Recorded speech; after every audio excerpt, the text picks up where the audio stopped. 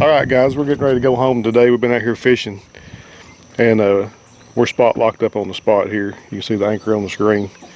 Spot locking is pretty easy. I would imagine if you got to this point you already know how to do it. But you got the anchor button at the bottom. Right, spot lock off, hit it again, spot lock on. So the purpose of this video is to show you guys how to save a spot lock. If you got a spot you really like and you want to be back to that exact spot, this is how you do it.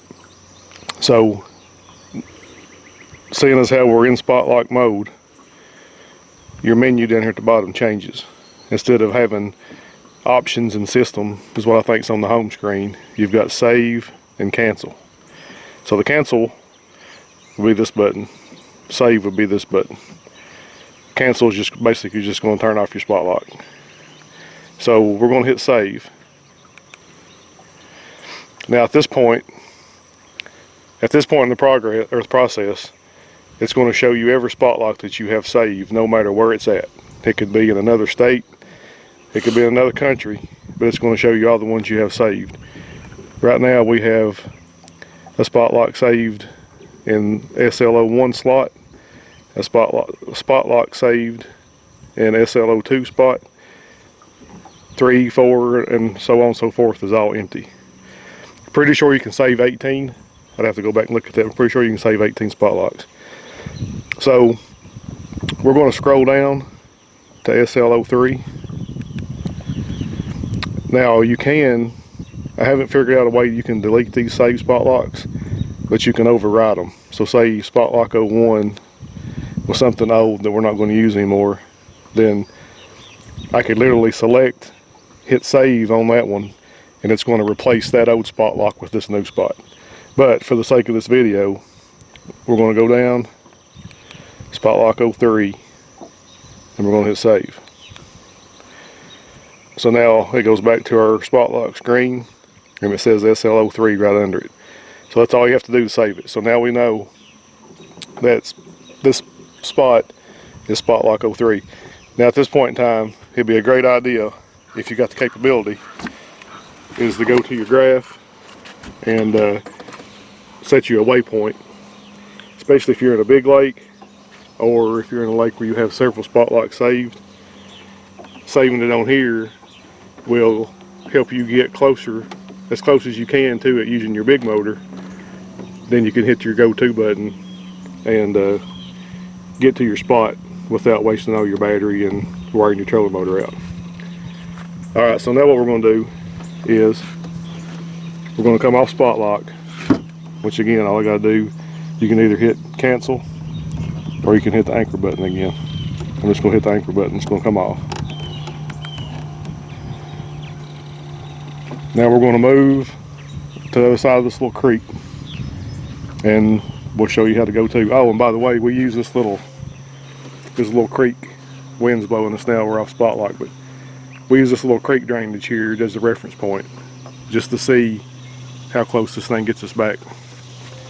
So we're going to move off about 100 feet or so, and then we'll come back and show you guys how to get back to your spot.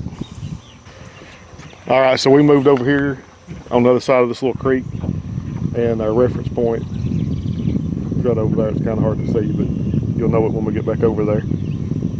But so now we're just on our home screen. We're just sitting here just free floating in the wind. Now we want to go to our spot lock, so we're going to hit the go-to button there at the bottom. Go to. Now the difference here between when we saved it is it's not going to show all your spot locks. It's only going to show the ones that are within a quarter mile of where you are. So right now that's the only one, SLO3 is the only one that's within a quarter mile of us right now. So if there were more, then you could scroll down and select whichever one you want, but we know that's the one we need. And it also tells you how far away you are from it. It says we're 241 feet away from it. Now if you had eye tracks recorded that were within range, you can see it right there, you would hit this selector button to select eye tracks, and it'll take you to your eye track screen instead of your spot lock screen. And we're standing the wrong way, but oh well. So what we want to do is we hit go to. There's our spot lock we want to go to, and we're going to hit our check mark. And there you see spot lock 03. Now, where we're a pretty decent ways away, the motor's going to automatically go to its highest setting, which is 10. So all it knows is this job is to get us there as quick as it can. And as we get closer, that speed will start slowing down. So right now you can see we've already covered 80 feet. Now we're at 150. Closing in.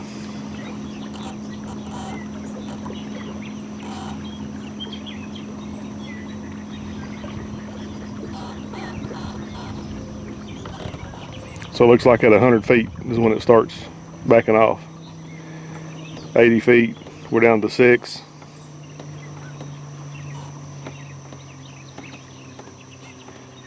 Coming up on 50 feet, down to 4.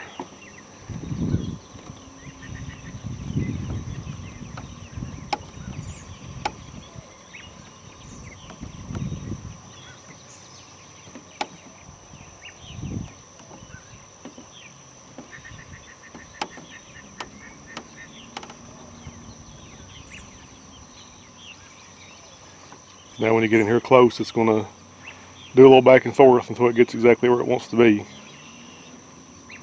But you can see here now we're within 2 feet. You can see our little drainage over here, our reference point.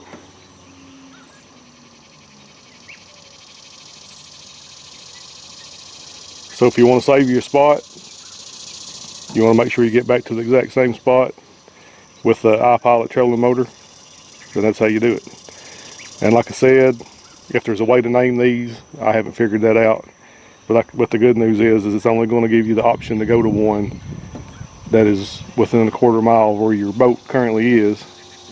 And between just your memory and if you set your waypoint on your graph, I would like to think that you could get within a quarter mile of your spot.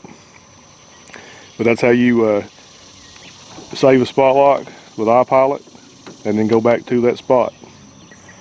Hope you got something out of it, and we'll see you guys on the next one.